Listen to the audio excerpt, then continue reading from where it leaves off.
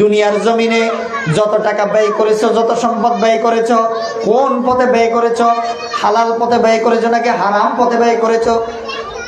আজকে মুসলমান যাত্রা গানের জন্য টাকা খরচ করে, মদ খাওয়ার জন্য টাকা খরচ করে, গাঁজা খাওয়ার জন্য টাকা খরচ করে, বিড়ি খাওয়ার জন্য টাকা খরচ করে, জেনা করার জন্য টাকা খরচ করে, অন্যায় অশালীন কাজের মধ্যে টাকা খরচ করে, কিন্তু মসজিদ মাদ্রাসার মধ্যে দান সৎকা করে না, মাহফিলের মধ্যে দান সৎকা করে না, দ্বীনের পথে দান সৎকা করে না, নেকের পথে দান সৎকা করে না। ঠিক কিনা জোরে বলুন না?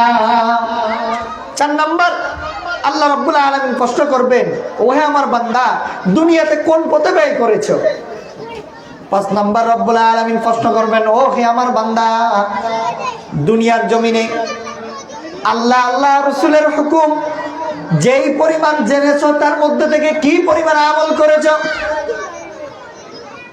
অনেক উলামা ইকরাম তোমাদেরকে বয়ান করেছে, অনেক হুজুরেরা তোমাদেরকে বয়ান করেছে, অনেক কিছু শিখেছো, জানতে পেরেছো। জানার পর, শিখার পর কি পরিমাণ তুমি আমল করেছো? কাল কিয়ামতের ময়দানে রব্বুল আলামিন এই 5টা প্রশ্ন করবেন। 5টা প্রশ্নের জবাব দেওয়া ব্যতীত একজন আদম সন্তানকেও রব্বুল আলামিন অগ্রসর হতে দিবেন না। এই জন্য আখিরাতের প্রতি বিশ্বাস রাখার দরকার আছে না নাই? জোরে বলেন, বিশ্বাস রাখার দরকার আছে না নাই? এই দুনিয়ার জমিনে যত মানুষ আছে, সমস্ত মানুষের কমন চাহিদা হচ্ছে 4টা। কমন চাহিদা কয়টা? প্রত্যেকটা মানুষ চায় চিরজীবন নিয়ে বেঁচে থাকার জন্য। 2 নাম্বার কমন চাহিদা, প্রত্যেকটা মানুষ চায় চির যৌবন নিয়ে বেঁচে থাকার জন্য। 4 নাম্বার, প্রত্যেকটা মানুষ চায় চির সুস্থতা নিয়ে বেঁচে থাকার জন্য। 4 নাম্বার মানুষের কমন চাহিদা, মানুষ চায় চির শান্তিতে বেঁচে থাকার জন্য। এই 4টা মানুষের চাহিদা আছে না নাই? চিরজীবন বেঁচে থাকার অনেকের ইচ্ছা আছে, চির যৌবন ধরে রাখার অনেকের ইচ্ছা আছে, চির সুস্থতা নিয়ে বেঁচে থাকার অনেকের ইচ্ছা আছে, চির শান্তিতে বেঁচে থাকার অনেকের ইচ্ছা আছে। কিন্তু দুঃখের বিষয় হলো এই 4টার একটাও দুনিয়াতে পাওয়া যাবে। চিরজীবন কেউ বাঁচতে পারবে না, চির যৌবন নিয়ে কেউ বাঁচতে পারবে না, চির সুস্থতা নিয়ে কেউ বাঁচতে পারবে না, চির শান্তি নিয়ে কেউ বাঁচতে পারবে না। রব্বুল আলামিনের পথে থাকেন, তাকওয়ার পথকে অবলম্বন করেন, খোদাভীতি অন্তরের মধ্যে ঢুকাইতে পারেন, আল্লাহর প্রতি বিশ্বাস, আল্লাহর প্রতি ভয় যদি অন্তরের মধ্যে কায়েম করতে পারেন, ইস্তেকামত করতে পারেন, রব্বুল আলামিন কাল কিয়ামতের ময়দানে যেই জান্নাত দান করবেন, এই জান্নাতের মধ্যে একসাথেই 4টাই পাওয়া যাবে। সুবহানাল্লাহ। জান্নাতের মধ্যে চিরজীবন থাকতে পারবেন, কোনোদিন বুড়া হবেন না। জান্নাতের মধ্যে চির যৌবন নিয়ে থাকতে পারবেন, জান্নাতের মধ্যে চির সুস্থতা নিয়ে থাকতে পারবেন মুসলমান, জান্নাতের মধ্যে চির শান্তিতে থাকতে পারবেন। জান্নাতের মধ্যে 4টাই পাওয়া যাবে। যে 4টা দুনিয়াতে পাওয়া যায় না, ওই 4টা কোথায় পাওয়া যাবে? জান্নাতে পাওয়া যাবে। এই জন্য পরকালের প্রতি বিশ্বাস রাখার দরকার আছে না নাই? অবশ্যই বিশ্বাস। 6 নাম্বার ঈমান শুদ্ধ করার লাইন হচ্ছে ওয়াল কদরি খায়রিহি ওয়া শাররিহি মিনাল্লাহি তাআলা। তাকদীরের প্রতি বিশ্বাস স্থাপন করতে হবে। আমার ভাগ্যের মধ্যে যা লেখা আছে তাই আমার সাথে ঘটবে। আমার রিজিক রব্বুল আলামিন নির্ধারণ করে রেখেছেন, আমার হায়াত রব্বুল আলামিন নির্ধারণ করে রেখেছেন। আমার কপালে যা আছে তাই হবে, আমার ভাগ্যে যা আছে তাই হবে। কিন্তু পৃথিবীর মধ্যে এমন কোনো আমল নাই, এমন কোনো ইবাদত নাই, এমন কোনো কাজ নাই যে আমাদের ভাগ্যকে পরিবর্তন করতে পারে, আমাদের তাকদীরকে পরিবর্তন করতে পারে। কিন্তু এমন একটি আমল আছে যে আমলটার বদৌলতে আল্লাহ আমাদের ভাগ্যকেও পরিবর্তন করে দেয়। আল্লাহু আকবার বলেন। সে আমলটার নাম হচ্ছে দোয়া। সে আমলটার নাম কি? যে আমলের মাধ্যমে আল্লাহ তাকদীরের পরিবর্তন করাইতে পারে, সে আমলের নাম কি? যারা বলেন সে আমলের নাম কি?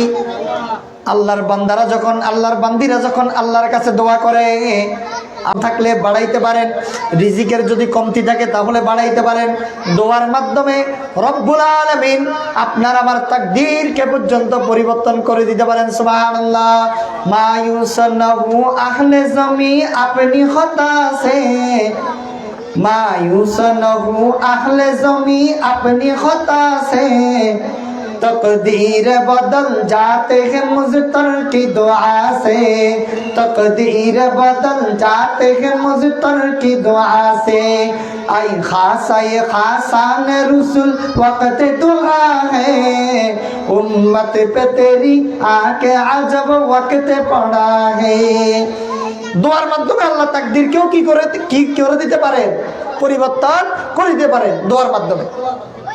6 নাম্বার ঈমান শুদ্ধ করার লাইন হচ্ছে তাকদীরের প্রতি বিশ্বাস রাখা। তাকদীরের প্রতি কি রাখা?